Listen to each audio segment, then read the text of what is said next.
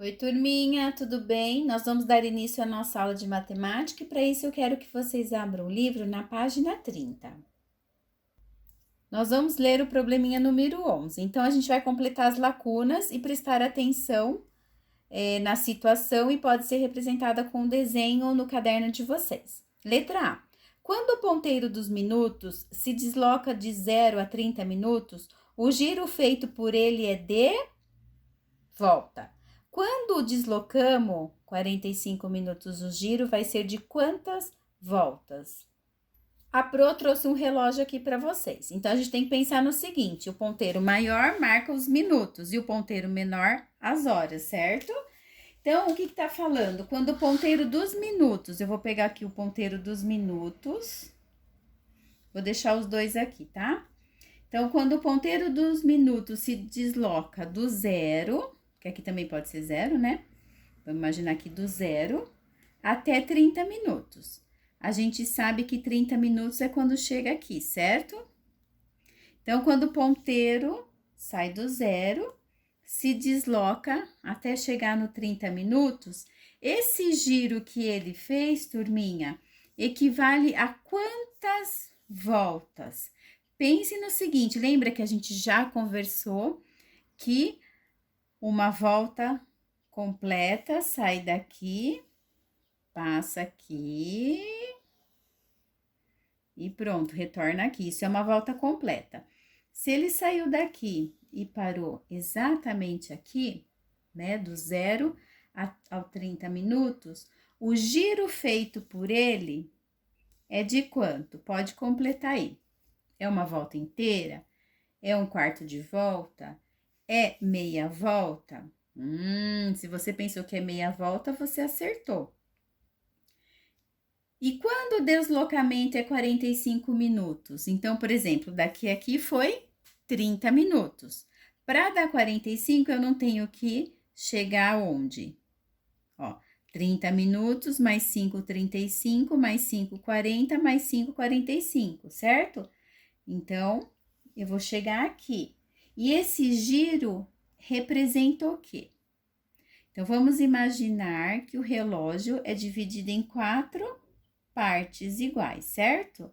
Então, daqui até o 3 é 1/4, do 3 até o 6 é mais 1/4. Daqui, aqui, outro mais 1/4, e daqui, aqui, mais 1/4, certo? Então, daqui até 45 minutos, o giro vai ser de quantos quartos de volta? Então, 2 quartos e 3 quartos de volta. Agora, é só completar aqui. Então, meia volta e aqui 3 quartos de volta. Já vamos ler o próximo problema então, turminha, a letrinha B, né? Outra situação. A superfície do planeta Terra é composta em sua maior parte por água doce e salgada. Se fosse possível dividir a Terra em 10 partes, aproximadamente 7 delas seriam de água, o que pode ser representado com a fração tananã. Então, vocês vão pegar o caderno e vão fazer um desenho para representar. Esse desenho, você vai dividir a Terra em quantas partes iguais? 10 partes iguais, muito bem.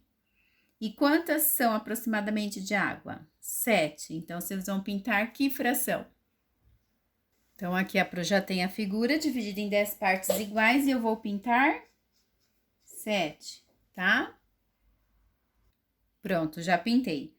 1, 2, 3, 4, 5, 6, 7. 7 no total de 10. Então, qual é a fração que pode ser representada essa situação? 7 décimos, ok? Agora é só preencher no livro. Então, 7 décimos, ou eu posso representar assim, 7/10, que é a mesma coisa, 7 décimos. Na página 31, exercício 12. Dos 11 jogadores de um time de futebol, apenas 5 têm menos de 25 anos de idade. A fração de jogadores desse time com menos de 25 anos de idade é... Então, nós temos aqui as opções. O que vocês vão fazer? Representar. Então, vocês vão lá no caderno, ou aqui do lado, que tem espaço, mas no caderno já tem os quadradinhos, facilita. Então, são 11 jogadores de um time, certo? 5 tem menos de 25 anos de idade. Como que vocês representariam? Lembrando que o denominador é o total, né? Para você dividir a figura. E o numerador, quantas partes você considerou a figura. Nesse caso, são os jogadores. Então, a Pro dividiu aqui a figura em 11 partes iguais, que é o denominador, e 5 são menores de 25 anos, certo? 1, 2, 3, 4, 5. Então, essa fração, ela representa o quê, turminha? 5 num total de 11. Então, são 5 11avos. Então, é a alternativa C, 5 11avos. No exercício 13, ele é muito legal, tá? Nós vamos girar esse quadro da esquerda aqui e apagando Se a gente girar o quadro da esquerda e apagando 2 pegadas, nós vamos ter o quadro da direita. Quais são essas pegadas que foram apagadas? Então, imagine você girando o quadro, esse quadro, girando, dá um giro. Vocês estão vendo que essas 2 pegadas, onde elas ficaram? Aqui, certo? Então, vou até circular aqui para vocês verem. Essas daqui. Essa, então, corresponde a essa, certo? E aí, vocês podem brincar, nós vamos descobrir qual a pegada que tá faltando. Então, vamos nos cantinhos que eu acho que fica mais fácil. Essas 2 pegadas estão aonde? Aqui, joia! Vamos nesse outro cantinho. Essa pegadinha tá onde? Aqui, muito bem. E agora, turminha? Essas 2 estão aonde? Acha lá no outro quadro. Ah, muito bem. E agora? Esses 4 aqui estão aonde? Ah, aqui, joia! Essas 2 pegadinhas, onde elas estão? E essas 2? E essas 2? Ah, essa aqui tá aqui, professora. Muito bem. E essa daqui? Tá aqui. Então, qual pegadinha que tá faltando? Achem aqui, qual é a letrinha que tá correspondendo a essas pegadas que estão faltando? É a letrinha C. Muito bem. Exercício 14 diz assim: o relógio está marcando o horário que Pedro saiu de casa para ir à escola, tá? Então, ele saiu de casa, que horário que é esse, turminha? Ó, o ponteiro menor e o ponteiro maior marcando os minutos. 12:15. Sabendo que Pedro gastou 30 minutos para chegar à escola, complete as frases a seguir. Então, a gente tem que descobrir que horário que Pedro chegou à escola, tá? Vamos lá, então? Então, o Pedro saiu de casa 12:15. Aí, ele gastou 30 minutos. Então, olha, 5, 10, 15, 20, 25, 30. Vou colocar o ponteiro dos minutos lá no 9. Então, daqui a aqui deu 30 minutos. Que horário ele chegou na escola? Então, 12h45. Isso é a letrinha A. E a letrinha B? Nesse intervalo de tempo, o ponteiro dos minutos havia feito um giro de quanto, turminha? Vamos lá, ele estava aqui, certo? Ele veio para aqui. Que giro que ele fez? Observem. Ó, daqui a aqui. Não foi exatamente metade do relógio todo? Então, ele deu um giro de meia volta. Só vocês completarem, então, 12h45, giro de meia volta. Turminha, eu peguei aqui uma carta do jogo Uno. Nós vamos fazer uma representação aqui. Qual seria o menor ângulo que devemos girar a carta para que ela volte à mesma configuração? Então, veja só, o menor ângulo para girar para que ela volte à mesma configuração. Eu vou girar, tá? Não voltou? Na mesma configuração? Então, o que acontece? Qual foi o giro que a Pro deu? Pensem aí. Eu vou fazer de novo, tá? Então, observe aqui o meu dedo esquerdo. Eu vou girar. E esse aqui o direito, ó. Eu dei meia volta, certo? E agora o exercício 15. É a mesma situação, só que é outra carta.